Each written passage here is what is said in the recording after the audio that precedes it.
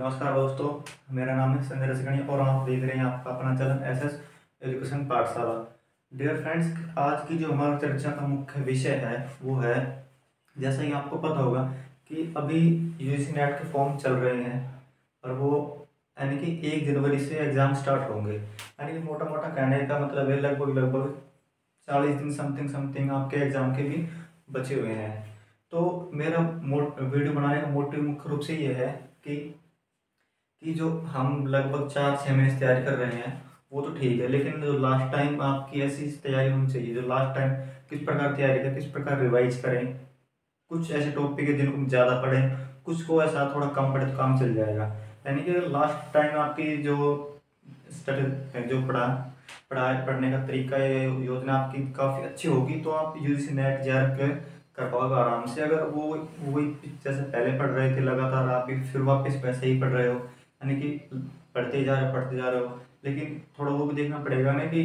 कौन कौन topic important है, किस टॉपिक पे किस यूनिट पे ज़्यादा ध्यान दे तो थोड़ा सही रहेगा। तो आज जो वीडियो है 40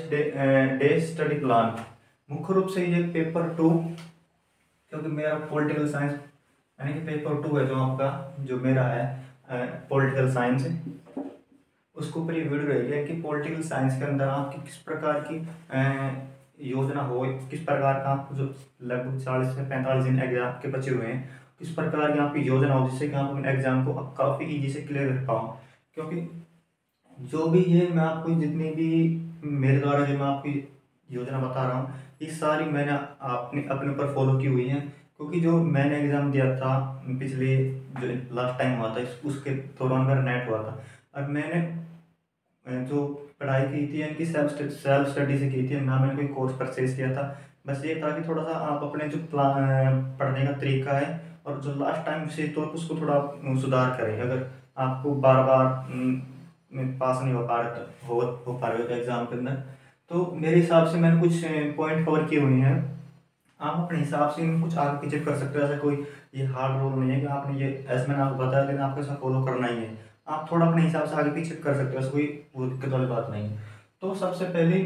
मेरे हिसाब से जो पहला पॉइंट है मेरे जो मैंने यहाँ लिखा हुआ है कि ऑल यूनिट कवर्ड, यानी कि मेरे हिसाब से अब तक जो आप 4 से 5-6 महीने से तैयारी कर रहे हो मेरे हिसाब से इसके अंदर आपकी जो 10 की 10 यूनिट है, क्योंकि पॉलिटिकल साइंस या कोई सब्जेक्ट जो पेपर 2 सब में 10 यूनिट है, 1 में भी 10 यूनिट है, तो मेरे हिसाब से आपकी जो 10 की 10 यूनिट कवर अप तो हो चुकी होनी चाहिए अगर जब आप एक सीरियस स्टूडेंट के तौर पढ़ाई कर रहे होगे तो। उसके बाद नंबर 2 पे आता था PY, यानी कि जो पिछले साल के क्वेश्चन आ चुके हैं, पिछले पेपर हुए जब तक भी 5-7 साल के आप PY को देख सकते हैं कि आप उनको देखें। यानी कि आप या तो कोई यूट्यूब चैनल पे उनको देख सकते हैं या खुद पेपर डाउनलोड कर सकते हैं, या फिर ऐसा नहीं करते तो आप कोई बुक मंगा सकते हो। जैसे कि मैंने बेस्ट बुक की वीडियो बनाई थी, उसके अंदर मैंने आर्यन की बुक बताई थी जो PY के लिए आती है। उसके अंदर काफ़ी अच्छा एंड उसको एक्सप्लेन बता कर रखा होता है, ठीक है। यानी कि जब आप PY को करोगे तो आप इतना अंदाज लगा पाओगे कि कौन कौन से टॉपिक बार बार एग्जाम में पूछे जाते हैं, किस किस टॉपिक पे मैं ज़्यादा फोकस करूँ और किस टॉपिक पे थोड़ा कम करूँ तो काम चल जाएगा, ठीक है। क्योंकि अगर 5 से 6 महीने आप लगातार या बल्कि आप दिसंबर वाला एग्जाम भी दिया हो, वो दिसंबर या जब जून हुआ वो भी दिया होगा आपने, या आपका नहीं हुआ हो, कुछ स्टूडेंट ऐसे जो पहली बार दे रहे होंगे, जो पिछली बार दे रहे होंगे उनको तो पता इतना अंदाजा हो ही जाता है कि ये टॉपिक मेरे लिए इंपॉर्टेंट हो सकता है, ये और नहीं हो सकता है। कुछ स्टूडेंट जो इसी बार फर्स्ट टाइम देंगे तो पुराने वाले अब वाले सभी कोशिश करें कि PY को ज़्यादा से ज़्यादा देखें, उनको पढ़ें, उनको समझें, ठीक है। फिर आप अंदाज़ लगा पाओगे कि ये टॉपिक यानी इस यूनिट के अंदर ये टॉपिक ज़्यादा पूछ जाते हैं, इनको मैं छोड़ सकता हूँ, इनको मुझे काफ़ी ध्यान देना होगा, ठीक है। जब आप PY को करोगे तो इम्पोर्टेंट टॉपिक भी जो आप खुद क्लियर कर पाओगे, यानी कि खुद से आप समझ पाओगे। जरूर नहीं कि आपको ये बताएगा भाई ये टॉपिक इंपॉर्टेंट ये पढ़ जाए वे पढ़ जा। आप खुद अपने जब आप खुद के अंदर इतनी समझ पैदा कर पाओगे, क्योंकि जो PY को होते हैं वो आपको समझाते हैं कि पिछले साल से इस टॉपिक से बार बार क्वेश्चन आ रहे हैं तो उसको मैं ज़्यादा ध्यान दूँ, यानी कि आप इंपॉर्टेंट टॉपिक्स भी खुद ही कवर कर पाओगे, ठीक है। उसके बाद मॉक टेस्ट, अब समय आ गया है कि लगभग 30-40 दिन समथिंग एग्जाम बचे हुए हैं, 40 दिन समथिंग, क्योंकि मॉक टेस्ट जरूर है। यानी कि एक फुल मॉक टेस्ट यानी कि पेपर 1 पेपर 2 का साथ मिला कर दें। अगर पेपर 2 का भी दे रहे हैं तो कोशिश करें कि लगभग हर 3 दिन 4 दिन में एक मॉक टेस्ट देते रहें, तो आपके लिए काफ़ी अच्छा रहेगा। मॉक टेस्ट ऐसा ही आप फ़ोन पे दोगे या कंप्यूटर जो भी लैपटॉप वगैरह से दोगे, क्योंकि एग्ज़ाम ऑनलाइन हो रहा है। तो एग्ज़ाम ऑनलाइन होने से आपकी थोड़ी जो कुछ स्टूडेंट ऐसे हैं जिनको ऑनलाइन एग्ज़ाम देने की आदत नहीं है, जिनको फ़ोन या फ़ोन लैपटॉप या चलाने की ज़्यादा आदत नहीं है, जैसे मेरी तरह। तो कोशिश करें कि आप 3-4 दिन, हर 3-4 दिन में मॉक टेस्ट दें, नंबर दें, कोई दिक्कत नहीं है। आपके मॉक टेस्ट के अंदर नंबर कुछ मार्क्स कम आ रहे हैं, ज़्यादा आ रहे हैं, घने कम आ रहे हैं, थोड़ा कम आ रहे हैं, कोई दिक्कत नहीं है, क्योंकि आप सुधार कर पाओगे। कोशिश करें कि जिस जिस यूनिट के अंदर आपके जो नंबर कमाए हुए हैं उसको थोड़ा ज़्यादा ध्यान दें, ठीक है। उसके बाद एक जो मेरे हिसाब से ये जो कॉम्प्रहेंसिव रीडिंग, क्योंकि आपको पता है कि जो पेपर 2, मतलब अगर पेपर दोनों मिला लेते हैं तो 1 और 2 में 3 पैराग्राफ आते हैं, यानी कॉम्प्रहेंसिव, और वो 15 क्वेश्चन है, 30 नंबर फ्री के होते हैं अगर हम जो जो कॉम्प्रहेंसिव की थोड़ी सी प्रैक्टिस करके जाएं, क्योंकि वो उसका सारा खेल ये होता है कि आप कॉम्प्रहेंसिव को पर अच्छे से पढ़ें, फिर उसी के अंदर से आंसर उसी के अंदर होता है। क्योंकि दिसंबर जब पिछली बार एग्जाम हुआ था, दिसंबर वाला, यानी 2023 के दिसंबर के अंदर, मैंने जब मेरे से गलती क्या थी इसके अंदर कि मैंने जो कॉम्प्रहेंसिव था वो एग्जाम से पहले मुश्किल से 1-2 बार पढ़ा था, बाकी लगभग नहीं पढ़ा था। तो सीधा मैं एग्जाम देने गया, वहीं मैंने कॉम्प्रहेंसिव पढ़ा। उसके अंदर मेरे लिए समस्या क्या थी कि मेरा टाइम मैनेजमेंट ना हो पाया। टाइम मैनेजमेंट की समस्या ये थी कि मेरे को 2-3 पैराग्राफ ही नहीं, में लगभग मेरे को पेपर 2 के अंदर ही मेरे दोनों में आधा घंटा खर्च हो गया। तो आप टाइम मैनेजमेंट करें, आप कोशिश करें कि आप पर डे एक एक पैराग्राफ को सॉल्व करें, जिससे कि आपकी पढ़ने की हैबिट बनेगी, आप क्वेश्चन को सॉल्व कर पाओगे, ठीक है। उसके बाद जो मेरे हिसाब से आपको ये कर लेना चाहिए कि अभी लगभग जो आपके पास टाइम बताइए, काफ़ी इंपॉर्टेंट टाइम है, क्योंकि जो आपने पहले 1 से 2 बार, कम से कम 2 बार या 1 बार तो आपने हर यूनिट को कवर कर लिया होगा। अब आप कोशिश करें कि पर डे यानी कि एक यूनिट को आप कवर कर पाएँ। आप चाहे यूट्यूब से मैराथन क्लास देखो किसी सर की, ठीक है, या खुद भी जो आपने शॉर्ट नोट्स बनाए उनके उनके द्वारा उनको पढ़ो, ठीक है। यानी कोशिश करें कि एक दिन में या आपको अधिक से अधिक 1.5 दिन के अंदर एक आप यूनिट कवर कर लो, क्योंकि एक यूनिट कवर करने के लिए मेरे हिसाब से 6 घंटे काफ़ी होते हैं। अभी लास्ट टाइम है कि आपको आपको जो आपने नोट्स बनाए आपको सिर्फ अब जो शॉर्ट नोट्स बना चुके हो गया, क्योंकि उस नोट्स के अंदर आपको पढ़ना है, जल्दी जल्दी पढ़ना है, इनको याद करना है,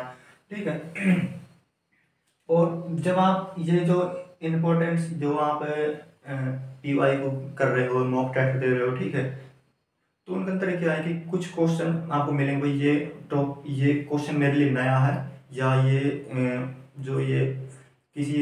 थिंकर की कोई टॉपिक नया है, या कोई कुछ भी उसके अंदर नया है, मान कोई क्वेश्चन नया है, कोई बुक नहीं मिल गई जो आपने पहले नहीं पढ़ी है और जो एग्जाम के लिए काफ़ी इंपॉर्टेंट हो सकती है, या उसका कोई सिद्धांत हो गया, कोई थ्योरी हो गई, तो आप उसको तुरंत उसको जो आप पीवाई कर रहे हो पिछले साल वाली, उनको लेकर अपने नोट्स के अंदर ऐड कर लें, ठीक है। इस प्रकार की यानी कि आप ये काम करें, यानी कि जिससे कि आपकी जो लास्ट 40 डेज है इनके अंदर आपकी तैयारी काफ़ी अच्छी हो पाएगी। और क्योंकि जब आप तैयारी और पीवाई को काफ़ी अच्छी तरीके से करोगे तो आपकी काफ़ी उम्मीद रहती है कि एग्जाम आप क्लियर कर लोगे। तो मेरे हिसाब से आपको जो मेरे द्वारा समझाई गई हुई चीज़ समझ में आ गई होगी। फिर भी हाँ, एक और बात बता देता हूँ आपको मैं, जो भी लास्ट टाइम के हिसाब से, क्योंकि इसके अंदर क्या है कि बहुत से स्टूडेंट होते हैं कि वो मेरे लिए भी ये था, आपके लिए भी शायद हो रहा होगा, या एग्जाम के बाद आपको पता चलेगा, अगर आपने नहीं करी तो आपको फीलिंग होगी कि यार मैंने कहाँ गलती करी जो मेरा इस बार एग्जाम नहीं हो पाया। क्योंकि आपको पता होगा कि हर यूनिट,